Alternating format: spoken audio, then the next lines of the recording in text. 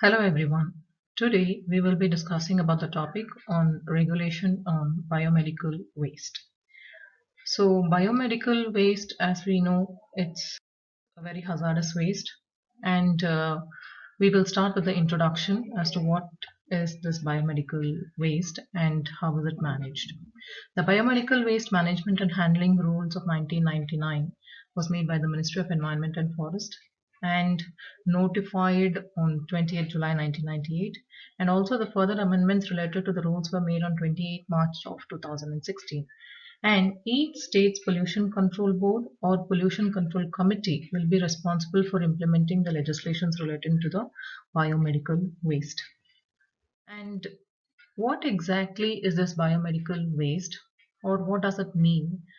The rules, it says us or it tells us what exactly the biomedical waste means. It means any waste which is generated during the diagnosis, treatment, or immunization of human beings or animals, or in research activities pertaining thereto, or in the production of testing of biologicals. So biomedical waste is something which is very hazardous. And what is this biologicals? Biologicals means any preparation made from organisms or microorganisms or product of metabolism and biochemical reaction intended for use in the diagnosis, immunization, or the treatment of human being or animals, or in research activities pertaining thereto. So, having known these two definitions, we will further move to know as to what or who is an occupier. Knowing as to who's an occupier is very important to biomedical waste is because occupier is a person who is managing or who's controlling an institution or a particular premises which is generating biomedical waste. So if we look into the definition as to who's an occupier, he is in relation to any institution generating biomedical waste, which will include hospital, nursing homes, clinic, dispensary, veterinary institution, animal house, pathological laboratory, blood bank, any of these kind of institutions which is controlled by or who has a who actually has a control over such premises is known to be as an occupier. And it shall be the duty of every occupier of an institution generating biomedical waste to take all steps to ensure that such waste is handled without any adverse effect on human health and the environment. And next is, what is the duty of an occupier? Every occupier, he shall set up requisite biomedical waste treatment facilities like incinerator, autoclave, microwave system, and also ensure requisite treatment facility for the treatment and disposal of biomedical waste. So biomedical waste needs to be treated very effectively, and it cannot be mixed with the normal domestic waste what we generate. So now we have a list of waste that is generated from these institutions, that is where they generate biomedical waste, and the kind of treatment that should be given to these kind of waste. So now first looking into human anatomical waste, that is anything related to human tissues, organs, body parts. In that, for such kind of waste, the treatment will be incineration or deep burial. And the second waste that is generated is animal waste. That is animal tissues, organs, body parts, experimental animals which is used in research, and waste generated from veterinary hospitals and colleges and discharge from such hospitals, animal houses. All such waste is considered to be animal waste, and the kind of treatment that should be given to it is also incineration or deep burial.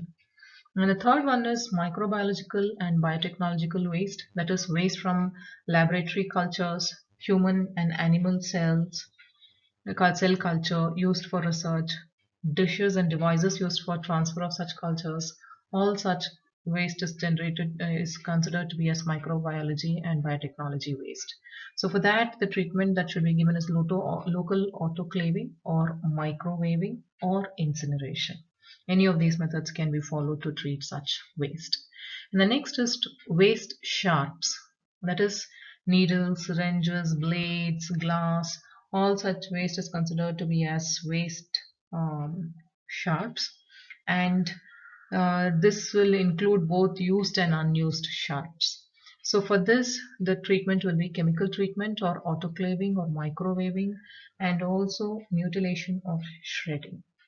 And the next is the discarded medicines and cytotoxic drugs, that is outdated, contaminated and discarded drugs. For such kind of a waste, the treatment will be incineration or destruction and disposal in secured landfills. And the next is solid waste. Solid waste is items contaminated with blood and body fluids, and things like cotton, and or it could be bedding or dressing, plasters. All such contaminated things with blood or body fluid is called as solid waste, and the treatment that should be given is incineration or autoclaving or microwaving.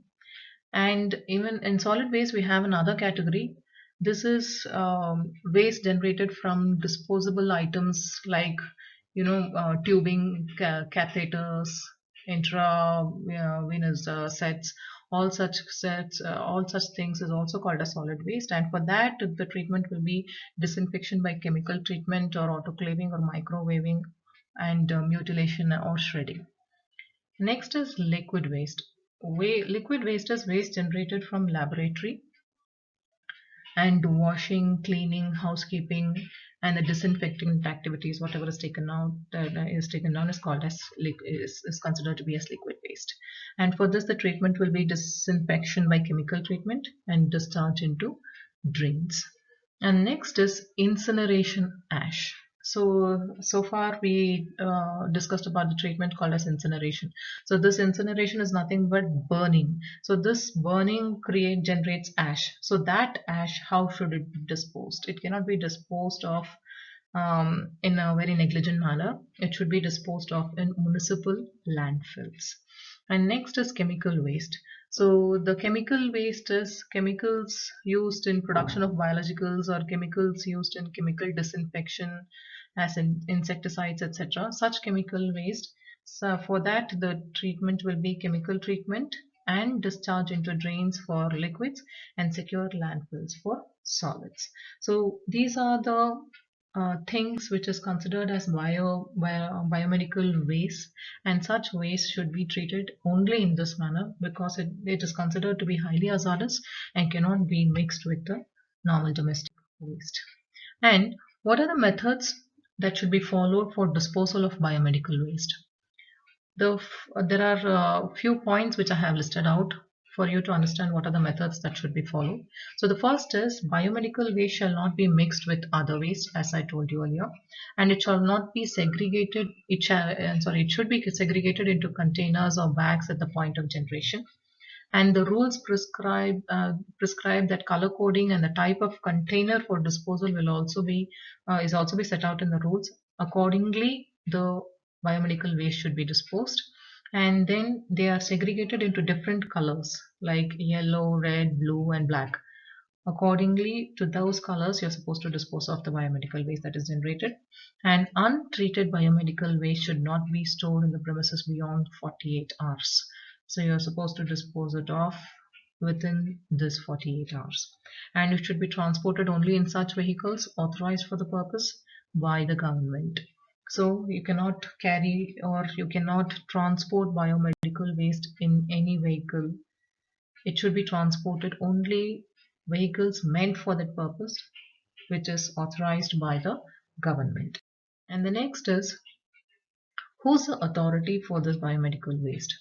That is, the prescribed authority under this rules is the government of every state and union territory will establish and prescribe authority with such members for implementing these rules. So it is left to the state governments and the union territories to decide.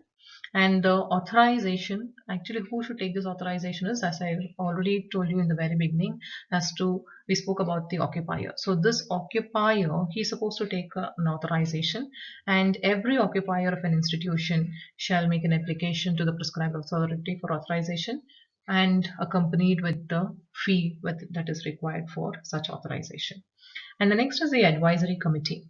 This advisory committee, the government of every state or union territory, it shall constitute an advisory committee, and it will include experts in the field of medical and health, animal husbandry, or other related department, and also members from NGOs can also be a part of this advisory committee. And the next is the annual report. Every occupier, he shall submit an annual report to the prescribed authority every year about the categories and the quantities of biomedical waste that is handled during the preceding year. And this report or this information should be given to the Central Pollution Control Board by the 31st of March every year. And next is the accident reporting. What kind of an accident reporting is this? Any accident with relation to biomedical waste, the authorized person, he shall report it to the prescribed authority. Any kind of an accident that is related to during it could be related to the transportation of biomedical waste, the accident that has happened during the transportation of the biomedical waste or during the time of handling biomedical waste.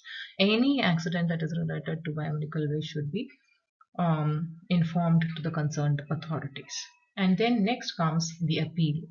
Any person who is aggrieved by an order which is passed by the prescribed authority under these rules, within 30 days from the date on which the order is communicated to him, he can prefer an appeal to such authority as the government may think fit to constitute.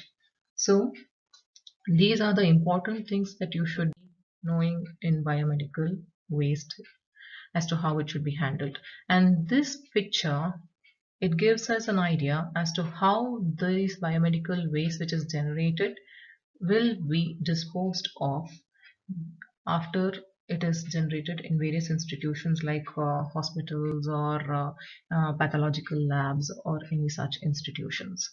So with this we end this topic of biomedical waste.